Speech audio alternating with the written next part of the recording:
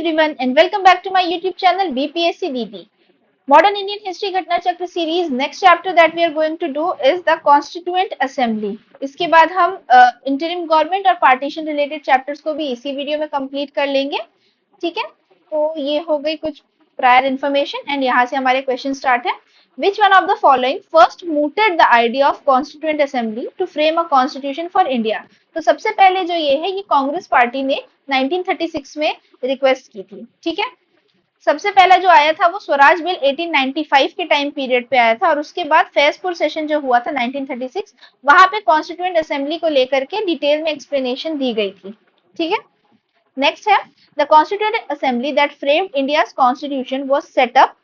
तो it was set up under the cabinet mission plan. ठीक है, कैबिनेट मिशन प्लान जो आया था उसके अंडर प्रोविजंस दिए गए थे जहां पे इंडियंस को अलाउ किया गया कि अपना एक कॉन्स्टिट्यूएंट असेंबली फॉर्म करके कॉन्स्टिट्यूशन बनाया जाए.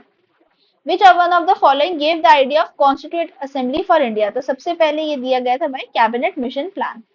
Under the cabinet mission plan, the total number of seats allotted to each province was roughly in the ratio of one representative of the to the population of. तो approximately एक representative रहेगा 10 लाख लोगों के ऊपर.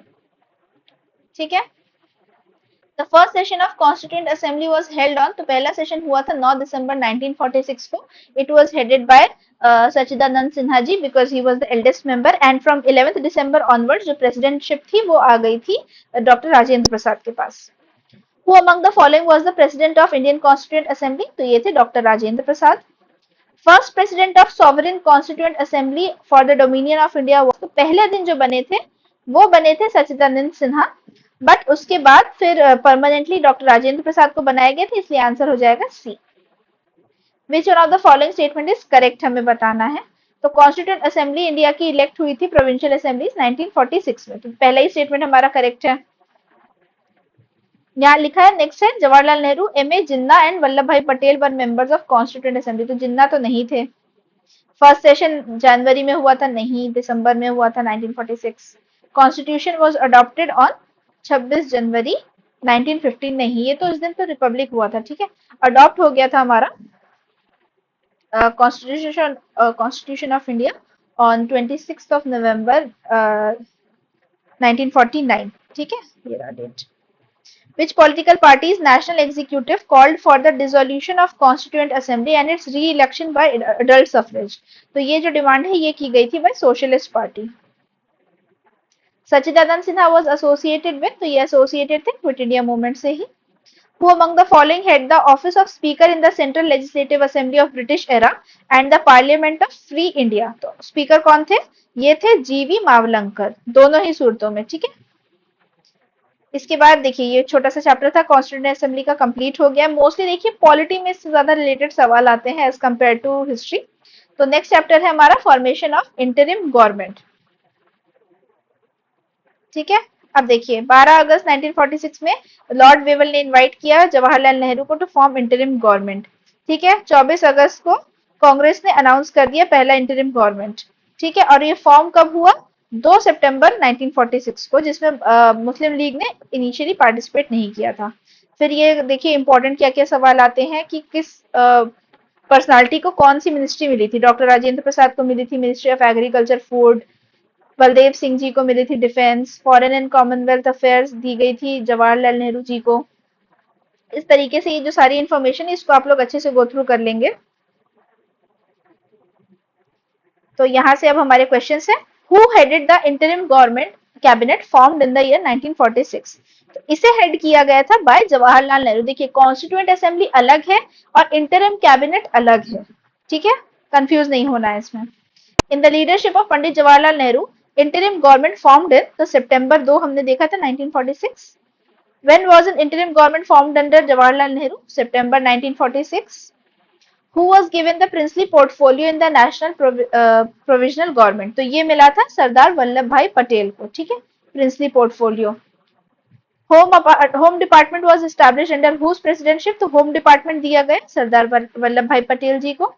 विच portfolio was held by doctor Rajendra Prasad in the interim government? तो इन्हें दिया गया था food and agriculture. In the interim government 1946 who held railways portfolio? तो it was held by Asaf Ali. तो बेसिकली देखिए अलग अलग सवाल हैं, आपको लिस्ट डाउन करना होगा कि कौन कौन सी पोस्ट थी और किस किस को मिली थी. When the Indian Muslim League was inducted into interim government, Liaquat Ali Khan was assigned the portfolio of, तो इनिशियली तो इंडियन मुस्लिम लीग ने मना कर दिया था ज्वाइन करने से, बट वापस से जब उन्होंने दोबारा ज्वाइन किया तो लियाकत अली खान उनकी पार्टी से थे, उन्हें असाइन किया गया पोर्टफोलियो ऑफ फाइनेंस। ठीक है। Who was the finance minister in the interim government? तो ये थे Liaquat Ali Khan. Who among the following was the finance minister in the interim government? Liaquat Ali Khan. Who was allotted the portfolio of labor department? तो ये दिया गया था बाबू जगजीवन राम जी को। बिहार के कॉन्टेक्स्ट में इंपॉर्टेंट है, देखिए बिहार के कॉन्टेक्स्ट वाला देख लीजिए ना। Babu Jagjivan Ram labour department, Rajendra Prasad department of food and agriculture and Jogendra Nath Mandal was given the department of law. इन तीनों को अच्छे से याद रखना है। Who was not a member of interim government cabinet? ठीक है, जवाहरलाल नेहरू थे, बलदेव सिंह जी थे, बी आर अम्बेडकर नहीं थे। ठीक है, अली जहर भी थे।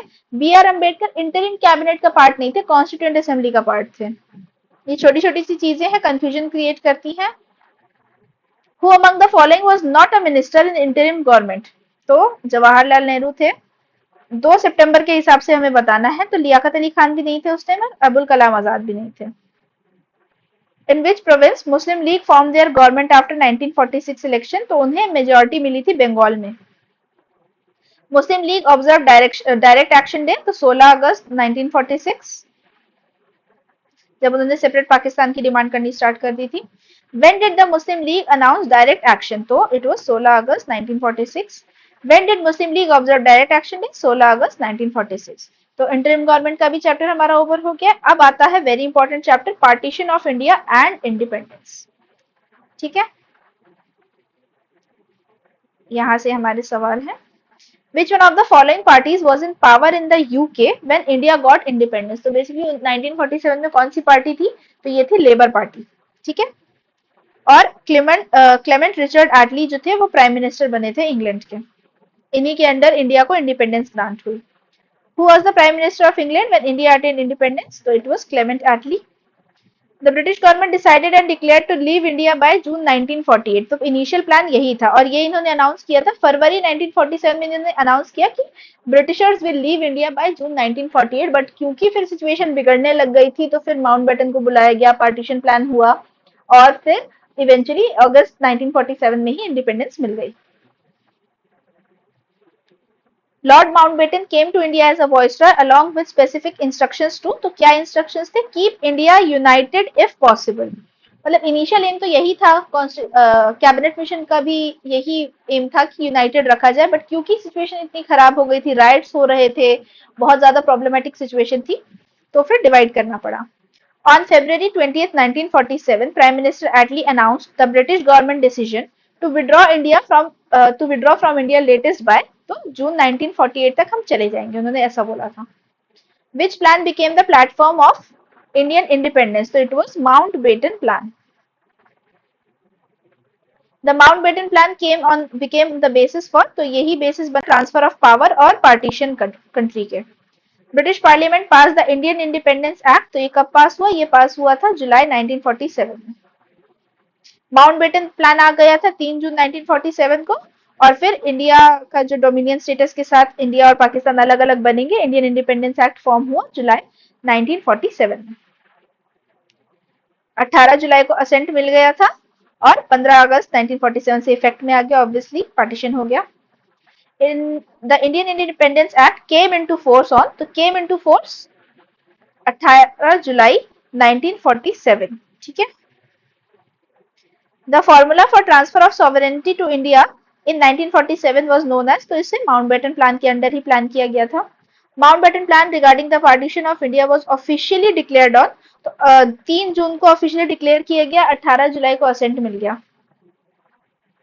Assertion, Britain made India free in 1947। Britain had become weak during the Second World War।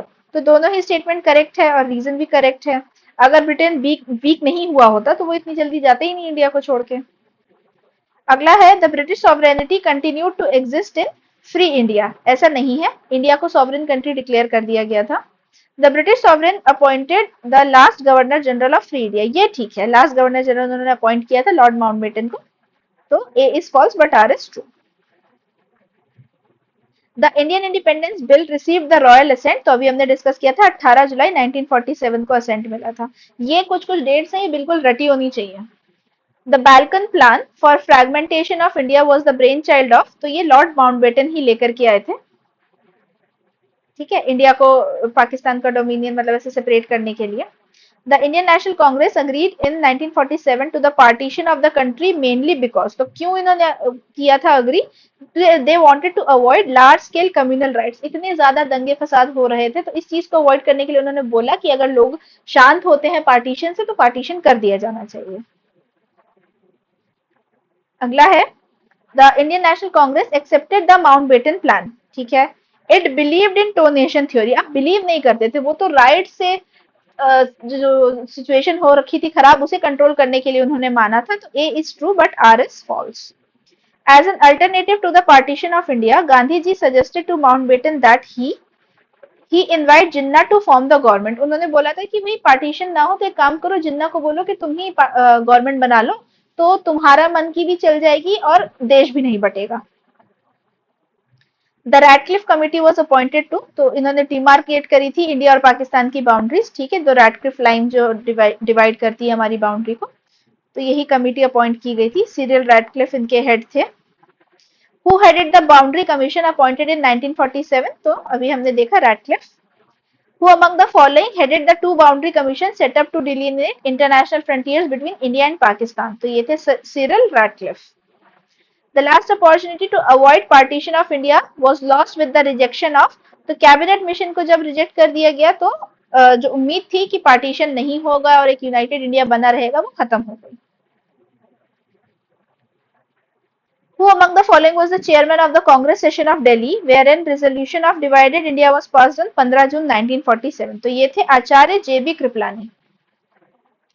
Who presided over Delhi session of INC, आखिरी सेशन जो हुआ था इसे प्रिसाइड किया था जेबी कृपलानी ने। Who among the following had seconded resolution on the partition in the meeting of All India Committee, Congress Committee held in Delhi? तो ये सेकंड किया गया था बाय अबुल कलाम आजाद। ठीक है, मतलब प्लान्स वगैरह जो थे अप्रूव करने के लिए पार्टीशन के, तो जीबी पंत ने इंट्रोड्यूस किया proposal for the partition of India, Maulana Abul Kalam Azad ने सेकंड किया था इस प्रपोजल को कि हाँ कर देना चाहिए, देश की हालत बहुत खराब हो रही है। Who of the following took the passing of a resolution on the partition in the meeting of the Congress Committee as a surrender of nationalism in favor of communalism? तो किसने कहा था ये कहा गया था बाय डॉक्टर किचलू। ठीक है, वो उस time Punjab regional Congress committee के हेड थे और वो पार्टीशन के सख्त खिलाफ थे, तो उन्होंने यही कहा था कि भाई हम कम्युनलिज्म के आगे हार गए, हमारा नेशनलिज्म हार गया कि हमारे देश को बांटा जा रहा है। In the meeting all India committee June 14-15-1947 को हुई थी। Who among voted against the partition? तो खान अब्दुल गफ्फार खान भी जो थे इन्होंने भी पार्टीशन के अगेंस्ट ही वोट किया था। Which of the following assumed sovereign power at the midnight of 14-15 August provisionally? तो कॉन्स्टिट्यूएंट असेंबली को सॉवरेन पावर दिया गया था। Who sang हिंदुस्तान हमारा of Iqbal and Janagana Mana in central assembly at midnight of 14-15 August 1947? तो ये गाया था सुचेता कृपलानी जी ने। सारे जहां से अच्छा हो राष्ट्रगान गाया गया था। Who appointed the first prime minister of India? तो गवर्नर जनरल जो थे लॉर्ड माउंटबेटन, उन्होंने अपॉइंट किया था पंडित जवाहरलाल नेहरू जी को as first prime minister of India. Who was the governor general of independent India? तो ये थे Lord Mountbatten. Who among the following was the first governor general of independent India? Mountbatten. फिर से वही लास्ट गवर्नर जनरल कौन थे? Last governor general of independent India. तो Mountbatten के बाद उन्होंने लास्ट जो एक बनाए वो बने सी राजा गोपालाचारी। ठीक है, इन दोनों में कंफ्यूज नहीं होना है।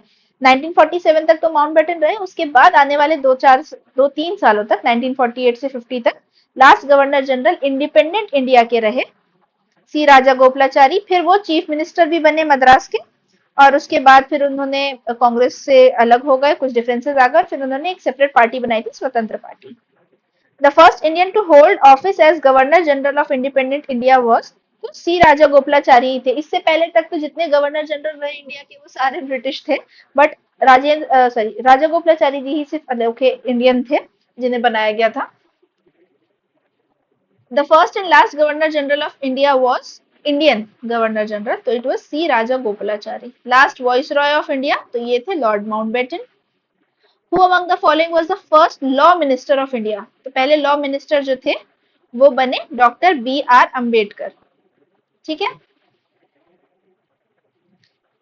इसके बाद है विच one of the following is the correct sequence of persons who occupied the office of president of India right from the beginning. तो स्टार्टिंग से हमें क्रोनोलॉजी बतानी है इंडियन प्रेसिडेंट्स की। तो सबसे पहले राजेंद्र प्रसाद जी थे, फिर डॉक्टर राधा कृष्णा, फिर जाकिर हुसैन, फिर वीवी गिरी। ठीक है, who represented Indian National Congress in the Partition Council headed by Lord Mountbatten। तो उस टाइम पे जो हेड थे वो तो जवाहरलाल नेहरू के साथ साथ डॉक्टर सरदार पटेल मैनेज कर रहे थे। तो answer is 2 and 3। Mountbatten Plan June 1947 provided for a referendum in which of the following provinces। तो रिफरेंडम इन्होंने प्रोवाइड किया था for Sindh, Balochistan and north west frontier province. Answer हो गया डी। और इसी के साथ में जो चौथा था वो था Sylhet district of Assam. The president of INC at the time of partition was. तो पार्टीशन के टाइम पे आईएनसी के प्रेसिडेंट जो थे वो थे जेबी कृपलानी। ठीक है, 46 तक तो अबुल कलाम आजाद जी थे, 47 के टाइम जेबी कृपलानी थे। Who among the following was the president of INC on 15 August 1947? So it was JB Kripalani. Who presided over 1946 session of INC held at Meerut? JB Kripalani. Who was the Congress president at the time of transfer of power in 1947? So it was JB Kripalani. In August 1947, who of the following leaders did not participate anywhere in Independence Day celebration? तो obviously Mahatma Gandhi ji थे, वो इतने ज्यादा दुखी थे, एक तो देश का बंटवारा हो गया, इतना ज्यादा राइट्स हो रहे थे, कम्युनल राइट्स हो रहे थे, तो वो बहुत ही ज्यादा दुखी थे। तो पूरे देश में अलग अलग जगह सेलिब्रेशन किया जा रहा था, बट उन्होंने उस दिन मौन व्रत रखा था। ठीक है, 26 जनवरी 1950 was chosen for the enforcement of the constitution because। अब ये दिन क्यों चूज किया गया था? क्योंकि 26 जनवरी 1930 में पहला इन्होंने डिसाइड किया था पूर्ण स्वराज वाला टाइम पे, तो इसे मनाया गया था पहला इंडिपेंडेंस डे, इसीलिए 26 जनवरी चूज किया गया था date. Indian nationalism was the child of the British rule. Who made this statement? ये स्टेटमेंट दी गई, ऑब्वियसली किसी अंग्रेज ने स्टेटमेंट दी होगी कि इंडिया का नेशनलिज्म आया ही बिकॉज ऑफ ब्रिटिश रूल। तो this was given by R Coupland. Who among the following said that the most notable achievement of British rule was the unification of India? तो ये statement दिया था by K.M. Panikkar। The British monarch at the time of Indian independence was। तो British monarch कौन थे? तो ये थे George the sixth. How many? ये 52 तक रहे और इसके बाद फिर क्वीन एलिजाबेथ आ गई थी। ठीक है, 52 onwards। How many principalities were merged in the Saurashtra Sangh on 15th February 1948? Now this is a very deep question। तो ये कुछ 222 प्रिंसिपैलिटीज को मेजर, मतलब प्रिंसली स्टेट्स जो थे उनको मिक्स करके फिर बनाया गया था सौराष्ट्र संघ। तो एमपीपीसीएस ने ये सवाल पूछा, वेरी टेक्निकल सवाल, ऐसे सवाल नहीं पूछे जाते हैं। तो इसके साथ हमारा ये चैप्टर भी कंप्लीट हो गया। पीडीएफ आपको टेलीग्राम चैनल से मिल जाएगा बीपीएससी दीदी। कोई डाउट हो तो प्लीज आप मुझसे टेलीग्राम पे कनेक्ट करें या कमेंट करके बताएं। Please like share and subscribe and अच्छे से रिवाइज करें। Till then see you, bye.